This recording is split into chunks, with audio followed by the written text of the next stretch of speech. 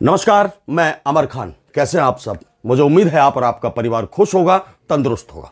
मैं हमेशा भगवान से और खुदा से दुआ करता हूं कि आप खुश रहें, तंदुरुस्त रहें और देश की तरक्की में अपना योगदान देते रहें।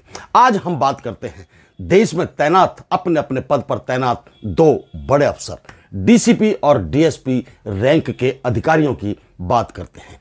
दोनों ने जब अपना पदभार संभाला तो संविधान की शपथ ली, संविधान के दायरे में रहकर काम करने की शपथ ली, हर बुरी चीज को सजा देने की शपथ ली और अच्छी चीज को बचाने की शपथ ली। एक हैं उनमें से अनुज चौधरी, जो खेल कोटे से सीओ बने हैं। जी हां, संभल के सीओ। आप जान ही रहे होंगे, पिछले हफ्ते से लगातार हर बड़े चैनल पर, हर यूट्यूब चैनल पर उनका जिक्र किया जा रहा है।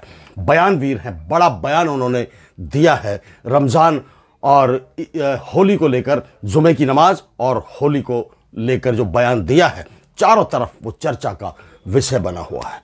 दूसरी तरफ है इंदौर के डीसीपी अभिनव विश्वकर्मा। एक उनका बयान था, एक इनका बयान है। अभिनव विश्वकर्मा ने जो लोगों से अपील की है वो सुनने लायक है। उन्होंने कहा है, हर किसी से उन्होंने एक मीटिंग बुलाई और मीटिंग में उनसे पूछा कि आपकी इफ्तियारी अच्छी चल रही है, आपकी शहरी अच्छी चल रही है, रमजानों में आपको अभी तक कोई परेशानी तो नहीं आई है, या आप किसी चीज को लेकर परेशान तो नहीं है, कोई आपको परेशान तो नहीं कर रहा। जैसे कि संविधान की शपथ लेने वाला अफसर हर किसी का ख्याल रखता है, उसी तरह से अभिनव विश्वकर्मा जी ने वो अपने उस संविधान को दोहराया है कि हम संविधान को मानने वाले लोग हैं और संविधान के अनुसार ही देश के अंदर काम करेंगे।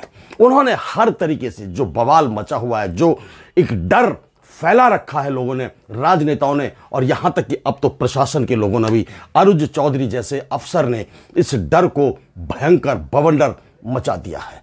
उस डर के माहौल में, उस डर के साए में अभिनव विश्वकर्मा ने अपनी एक मीटिंग में बड़े ही प्यार से लोगों को समझाया। उनसे कहा कि आपका यदि कई गलती से रंग पड़ जाता है तो आप उसका गलत मतलब मत निकालना, गलत जवाब मत देना। इत्तेफाक से कोई गाड़ी यदि आपस में टकरा जाती है तो इसका मतलब ये नहीं है कि वो आपको जानबूझकर आपके गाड़ी से गाड़ी मार रहा है या आपको टक्कर मार रहा है।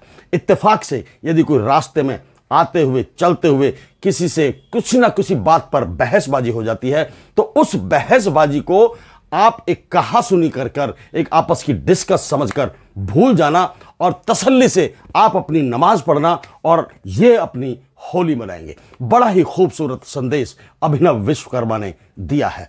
एक तरफ ये आईपीएस जो पढ़कर, मेहनत कर लगन से दिन रात एक कर वक्त लगाकर आईपीएस बने हैं। दूसरा अनुज चौधरी जो घूंसे मारकर, लाते मारकर, पहलवानी कर खेल कोटे से अफसर सीओ बना है। फर्क है, इस बात का फर्क है कि जो आईपीएस की इन्होंने पढ़ाई की वो पढ़ाई लेवल की पढ़ाई होती है, उसमें हर चीज बारीकी से समझाई जाती है, संविधान की बातें बताई जाती हैं, अपनी कार्यशैली की बातें बताई जाती है। जो आपका क्षेत्र है उसमें किस तरह से आपको रहना है, किस तरह से लोगों को टैकल करना है, किस तरह से अपना फर्ज निभाना है, अपनी ड्यूटी निभानी है। लेकिन अनुज चौधरी तो पहलवान थे, वो तो लात घूंसे चलाते थे, चित्त करते थे, पटकते थे। वही चीज आज भी उनके दिमाग में चल रही है। वो सीधा सीधा अकड़ कर चलते हैं, अकड़ कर बात करते हैं और सीधी सीधी धमकी देते हैं कि 52 जुमे आते हैं एक साल के अंदर, होली एक बार आई है, यदि किसी पर रंग डाल दिया तो बुरा ना माने, यदि आपको होली नहीं खेलनी है तो जुमे की नमाज पढ़ने के लिए आप अपने घरों से ना निकले, घर में ही नमाज पढ़ लें। इन बातों को यदि तरीके से कोई पढ़ा लिखा इंसान यदि ब्रीफ करता, कहता, तो बड़े तसल्ली से, जैसे अभिनव विश्वकर्मा ने इन चीजों को समझाया, उसी तरीके से आप अनुज चौधरी वो भी समझा सकते थे, लेकिन समझाएंगे नहीं, क्योंकि उनके दिमाग में इस तरह का एक प्रोपेगेंडा घुस चुका है कि हमने डर का माहौल बनाना है, उसी से मेरी तरक्की होनी है, उसी से मेरी वाहवाही होनी है। और वाहवाही हुई। उत्तर प्रदेश के मुख्यमंत्री माननीय योगी आदित्यनाथ जी ने कहा कि वो पहलवान रहा है, अपने जमाने का पहलवान था, तो पहलवानों वाली भाषा तो बोलेगा ही। ठीक है, मान ली हमने कि पहलवानों वाली भाषा बोलेगा, लेकिन आप किस तरीके से पहलवानों वाली भाषा बुलवाना चाहते हैं, किस मकसद के लिए पहलवानों वाली भाषा बुलवाना चाहते हैं। पहलवान तो एक इंसाफ की भाषा भी बोल सकता है, पहलवान तो एक धार्मिक कट्टरता को खत्म करने की भाषा भी बोल सकता है। पहलवान का इसका मतलब यह हो गया कि यदि कोई क्रिकेटर है, बहुत बड़ा क्रिकेटर है, और उसको डीएसपी बना दिया जाएगा तो क्रिकेट की भाषा बात करेगा। वो out, run out, clean bowled, catch, ये सब इनकी बातें करेगा। वो कोई टेबल टेनिस का है तो उस तरह की बातें करेगा, गेम की बातें करेगा। उसका दिमाग, इसका मतलब उसके दिमाग पर उस खेल की छाप पड़ी हुई है। माननीय योगी आदित्यनाथ जी, आपसे एक जरूर मैं गुजारिश करता हूं कि आपने इस तरह के अफसर को प्रमोट कर कर, उसकी हौसला अफजाई कर कर, जो देश के अंदर मिडिल क्लास फैमिली है, गरीब फैमिली है, बेरोजगार फैमिली है, जो झुग्गियों में रहते हैं, कॉलोनियों में रहते हैं, उनके अंदर एक डर का माहौल पैदा कर दिया है। हमेशा से होली मनती आई है, हमेशा से ईद मनती आई है, हमेशा से रमजान आते चले गए हैं।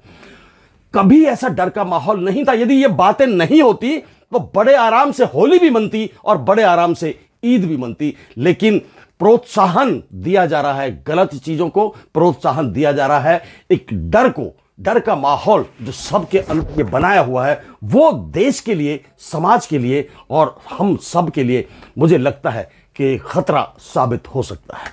हमें इन चीजों को रोकना चाहिए, गलत चीजों को रोकना चाहिए। हम कब तक इन चीजों को बढ़ाते रहेंगे, कब तक बढ़ाते रहेंगे? मुझे इस बात का जवाब दो कि हम डर का माहौल क्यों बनाए जा रहे हैं? हम बेरोजगारी पर बात क्यों नहीं कर रहे हैं? हम बिजनेस पर बात क्यों नहीं कर रहे हैं? हम पढ़ाई लिखाई पर बात क्यों नहीं कर रहे हैं? मैं तो मान सकता था इस बात को कि यदि आप कहते कि कोई बच्चा यदि स्कूल जाने से मना करता है, कोई बच्चा यदि पढ़ने से मना करता है, तो आप मुझे बताइए, मैं उसको समझाऊंगा, मैं उसको डराऊंगा और मैं उसको स्कूल जाने के लिए मनाऊंगा। तो यह समझ में आता था कि देश हित की बात हो रही है। अरे लड़ेगा, एक आदमी लड़ेगा, दो आदमी लड़ेंगे, चार आदमी लड़ेंगे, लड़ेंगे तो रंजिशें पैदा होंगी, लोगों की जानें चली जाएंगी, घर के घर तबाह हो जाते हैं। कभी किसी बड़े नेता का लड़का आपने डंडा लेकर, तलवार लेकर रोड पर चलते हुए, भागते हुए देख लिया है क्या? देखा है क्या? विदेशों में पढ़ाते हैं, इंग्लिश मीडियम में पढ़ाते हैं, हवाई जहाजों में भेजते हैं, ऐशो आराम की जिंदगी बिताते हैं। टारगेट उनको किया जाता है जो झुग्गी झोपड़ियों में रहते हैं, जो अनपढ़ हैं उनको पढ़ाने की कोशिश नहीं की जा रही है, जो बेरोजगार हैं उनको रोजगार देने की कोशिश नहीं की जा रही है। यहां तक कि उनको सोचने का मौका ही नहीं दिया जा रहा है। एक ऐसा प्रॉपर गंडा चलाया जा रहा है कि धर्म के नाम पर हिंदू मुस्लिम, हिंदू मुस्लिम, हिंदू मुस्लिम चलाते रहिए। लेकिन आप यदि इनको पढ़ाने के लिए बोलेंगे, शिक्षा के लिए बोलेंगे, तो एक वक्त अपने आप ऐसा आ जाएगा कि ये हर बात को समझना शुरू कर देंगे। और जब समझना शुरू कर देंगे तो नेताओं की जो शैली है, नेताओं की जो आदतें हैं माहौल को बिगाड़ने की, उनका कोई असर नहीं होगा। इसलिए आप इनको अनपढ़ रखना चाहते हैं, अनपढ़ रखना चाहते हैं। यह समाज के लिए कैसे अच्छा हो सकता है?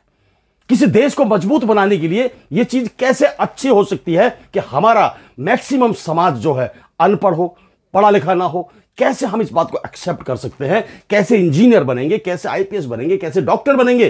पढ़ेंगे लिखेंगे नहीं तो आगे कैसे बढ़ेंगे? 5 किलो राशन आप दे रहे हो, ठीक है, 80-85 करोड़ जनता को 5 किलो राशन जो आप दिया जा रहा है, क्या उस राशन से देश तरक्की करेगा? क्या हमारा देश विश्व गुरु बनेगा? क्या हम अमेरिका की तरह डेवलप कंट्री माने जाएंगे? क्या हम चीन की तरह डेवलप कंट्री माने जाएंगे? नहीं माने जाएंगे।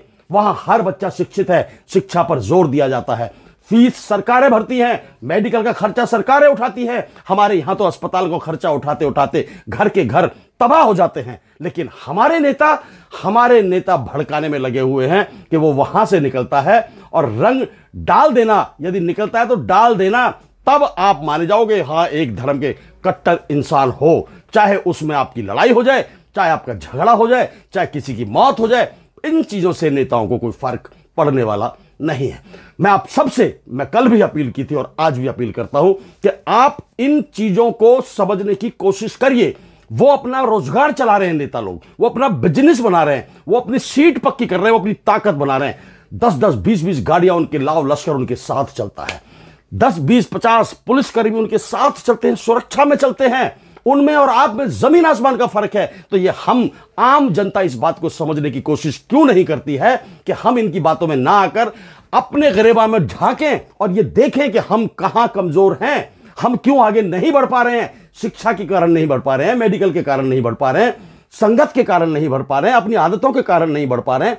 क्या कारण है कि हम गरीब से गरीब होते चले जा रहे हैं, अनपढ़ से अनपढ़ होते चले जा रहे हैं, और जो नेताओं के बच्चे हैं वो विदेशों में ऐश कर रहे हैं, हवाई जहाजों में घूम रहे हैं। आप जानते हो किस किस का नाम लूं मैं, आपको पता भी होगा हर चीज का।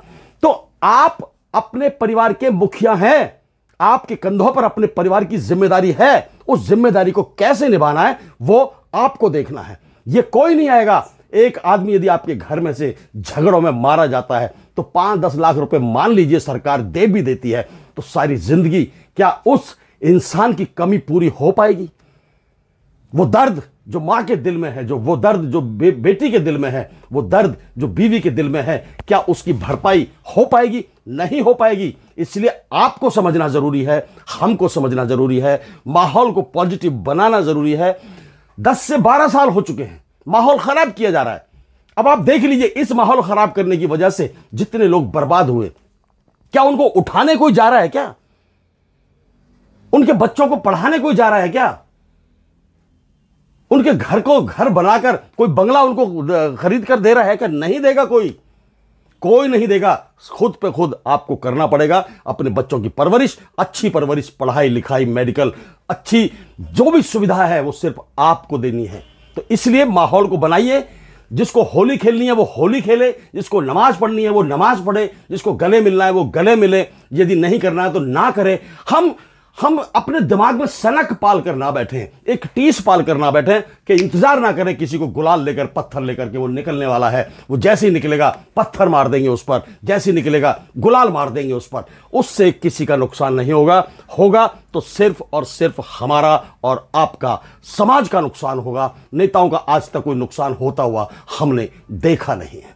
मैं अभिनव विश्वकर्मा जी की बहुत तारीफ करता हूं, सल्यूट करता हूं कि ऐसे माहौल में उन्होंने एक शांति का संदेश दिया है, प्यार का संदेश दिया है, और वो लोग समझ गए। देखिए मजे की बात, एक ने नेगेटिव मैसेज दिया, दूसरे ने पॉजिटिव मैसेज दिया।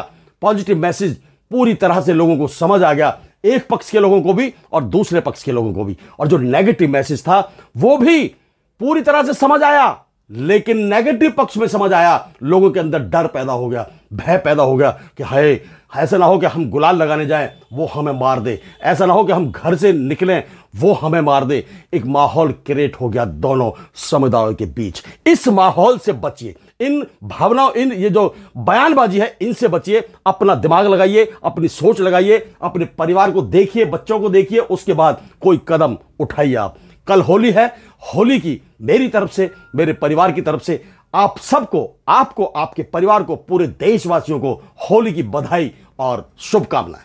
जय हिंद, जय भारत, नमस्कार।